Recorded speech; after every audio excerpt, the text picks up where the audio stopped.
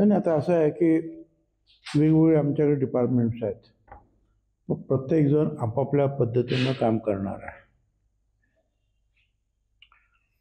अन्नधान्याचं डिपार्टमेंट असेल, रस्ते दुरुस्तीचं डिपार्टमेंट असेल, शाळेचं आहे खातं, शाळा पडलेल्या असतील, रस्ते पडलेले असतील, घरं पडलेले आहेत, हाऊसिंगवाले आहेत, नगरपालिका, महानगरपालिका, जिल्हा परिषदेचे अधिकारी, असे वेगवेगळे आता औषधं लागणार त्या ठिकाणी. मग रोगराई तिथे वाढू शकते.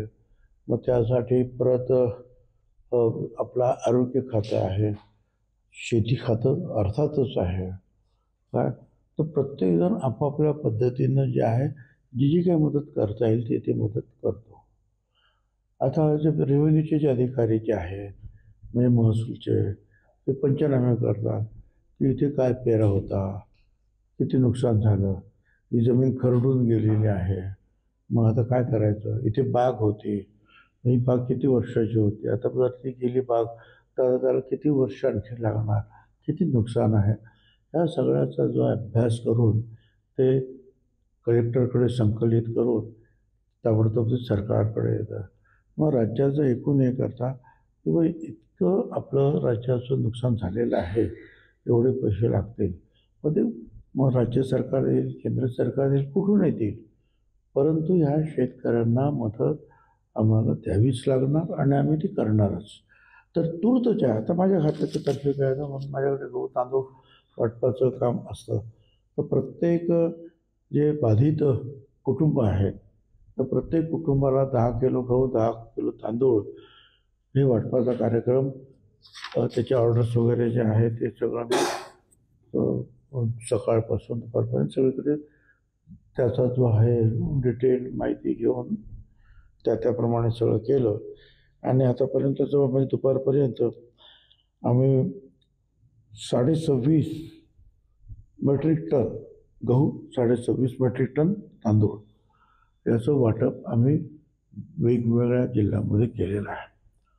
आणि आणखी अशा आधी सगळ्यांना दिलेले आहेत. आमचे जे रेशनिंग ऑफिसर आहेत की तिथे जिथे जिथे अशा अडचणी आलेल्या आहेत रेव्हेन्यू अधिकारी तुम्हाला सांगतील, एवढी घरं एक कुटुंब आहेत, त्यांना ती सगळी आपली मदत ताबडतोब द्यायची. नेते यांच्या निकटवर्ती असे पवन कारभार यांच्यावर बीडमध्ये माजलगावात प्राणघातक हल्ला झाला.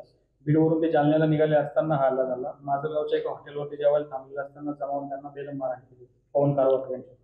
नाही, मला पण ते कळलं. आणि आमचे जे महात्मा फुले समता परिषदेचे एक प्रमुख नेते आहेत तिथले ॲडव्होकेट सुभाष राऊत हे आणि त्यांचे जे सहकारी ते पण त्यांना भेटले. काही आर्थिक मदतसुद्धा आम्ही त्यांना पाठवलेली आहे. आणि विशेष म्हणजे जे आहे अशा रीतीच्या हल्ल्याचा मी निषेध करतो. शासनानं पोलिसांनी सुद्धा या संदर्भामध्ये कडक कारवाई करण्याची आवश्यकता आहे. नाहीतर राज्यामध्ये अनेक खून पाडले जातील जर पोलीस जर निष्क्रिय राहिले तर. आज याला मार, उद्या त्याला मार, उद्या त्याला मार, आणि मग राज्य सरकारचं नावसुद्धा त्याच्यामध्ये खराब होईल. त्यामुळे तिथले जे कोणी असतील पोलीस एसटी त्यांनी कडक कारवाई करण्याची आवश्यकता. आम्ही जे आहेत आमचे मुद्दे जे आहेत आम्ही लोकांसमोर मांडतो की आम्हाला काय वाटतं. आम्ही हायकोर्टात सुद्धा गेलेलो आहोत. कोर्टात वकील त्यांचे काम करतील, पण हातात कायदा घेऊन अशा रीतीने जर कोणी जर मारामाऱ्या करत असेल आणि लोकांना जीव मारण्याचा प्रयत्न करीत असतील तर पोलिसांचं हे काम आहे की त्याच्यावर कडक कारवाई करणं. आणि त्यांचे जे कोणी लीडर्स आहेत त्यांनी सुद्धा या लोकांना आवरायला पाहिजे. पण त्यांचे ते लीडर्स सांगतात की जर आमच्या विरुद्ध कोण बोललं तर त्याचं अंग मोकळं करा. म्हणजे उघड उघड ते आदेशच देतात लोकांना मारा म्हणून. म्हणजे कोणी बोलायचं नाही तुमच्या विरुद्ध.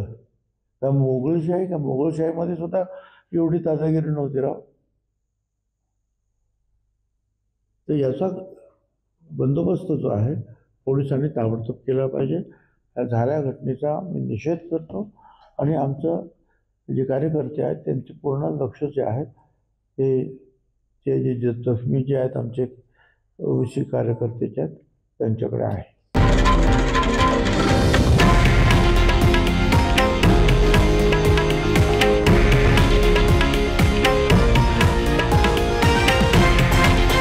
हे आहे देशातील नंबर 1 न्यूज नेटवर्क आणि आपण पाहत आहात TV9 मराठी, एकमेव.